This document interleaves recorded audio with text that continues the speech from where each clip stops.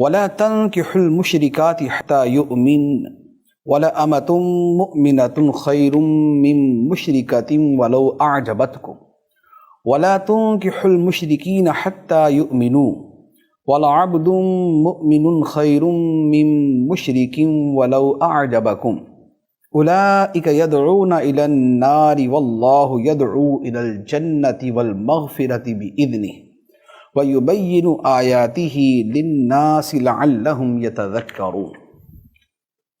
اور مشرکہ عورتوں سے نکاح نہ کرو جب تک وہ مسلمان نہ ہو جائیں، اور بے شک مسلمان لونڈی مشرکہ عورت سے اچھی ہے اگرچہ وہ مشرکہ عورت تمہیں پسند ہو، اور مسلمان عورتوں کو مشرکوں کے نکاح میں نہ دو جب تک وہ ایمان نہ لے آئیں، اور بے شک مسلمان غلام مشرک سے اچھا ہے اگرچہ وہ مشرک تمہیں پسند ہو۔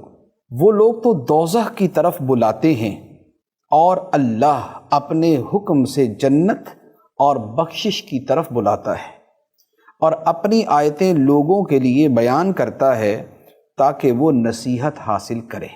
یہ مسئلہ وہ ہے جو پوری دنیا میں ہی تقریباً پیش آتا ہے۔ بہت سی جگہوں پہ ایسا ہوتا ہے کہ مسلمان اور مشرک یہ ایک ہی جگہ رہتے ہیں، ایک ہی شہر میں، ایک ہی گاؤں میں یا ایک ہی ملک میں ان کا رہنا ہوتا ہے، اور پھر اس کے بعد معاملات جو ہیں وہ نکاح تک بھی پہنچ جاتے ہیں۔ مسلمان ایک بالکل جدا گانا قوم ہے، اسلام ایک جدا دین ہے، اس دین کے اپنے تقاضے ہیں اور مسلمانوں کی اپنی معاشرت ہے، اور نکاح کا معاملہ اور میاں بیوی کا معاملہ یہ زندگی کے سب سے زیادہ ایک دوسرے سے جو کلوز رشتہ ہوتا ہے یہ وہ ہوتا ہے۔ اس لیے اس حوالے سے اللہ تعالیٰ نے بہت اہم تاکیدات فرمائی۔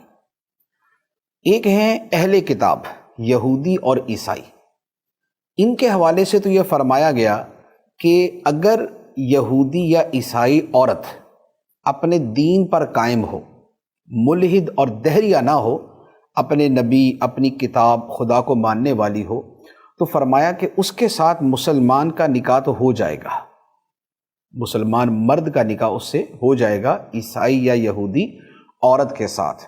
لیکن آج کے زمانے میں علماء نے اس پر بھی فرمایا ہے کہ وہ بھی مکروہ تحریمی ہے، حربی جو عورت ہوگی اس سے نکاح مکروہ تحریمی ہے، اور آج کے زمانے میں پوری دنیا میں جو کفار ہیں وہ حربی ہیں، یہ ایک اصطلاح ہے۔ دوسرے نمبر پہ ہے اہل کتاب کے علاوہ بتوں کے پجاری، آگ کے پوجنے والے، یا جو ہے وہ سورج کو پوجنے والے، دیوتاؤں کو پوجنے والے، یہ جتنے سارے بنتے ہیں یہ سارے کے سارے مشرک۔ فرمایا کہ مشرک نہ تو مرد سے نکاح ہو سکتا ہے نہ عورت سے نکاح ہو سکتا ہے۔ مشرکہ عورت ہو، فرمایا اگرچہ تمہیں پسند ہو لیکن اس کے ساتھ نکاح جائز نہیں ہے، نکاح حرام ہے، اس کے ساتھ نکاح ہوتا ہی نہیں ہے۔ اور اس کے مقابلے میں مسلمان عورت اگرچہ باندی ہو، کنیز ہو، اس سے نکاح حلال ہے، یہ بہتر ہے۔ اسی طرح فرمایا کہ اپنی عورتوں کو مشرک مردوں کے نکاح میں نہ دو۔ تو لہذا جتنے بھی بت پرست مرد عورتیں ہیں، ستارہ پرست، سورج پرست، آگ پرست، یہ جتنے مرد و عورت ہیں ان کے ساتھ مسلمان مرد و عورت کا نکاح نہیں ہو سکتا۔ تو یہ جہاں بھی ہوگا یہ حرام ہوگا، ناجائز ہوگا، یہ نکاح باطل ہوگا، یہ نکاح اصلاً درست ہی نہیں ہوگا۔ یہ دین کے اس کے بارے میں بڑے واضح احکام ہیں، اور فرما دیا کہ یہ لوگ تو جہنم کی آگ کی طرف بلاتے ہیں، جبکہ اللہ تمہیں جنت اور اپنی بخشش کی طرف بلاتا ہے۔ جو خدا تمہیں حکم دے رہا ہے اس میں تمہیں جنت ملے گی، اس میں تمہیں خدا کی بخشش ملے گی۔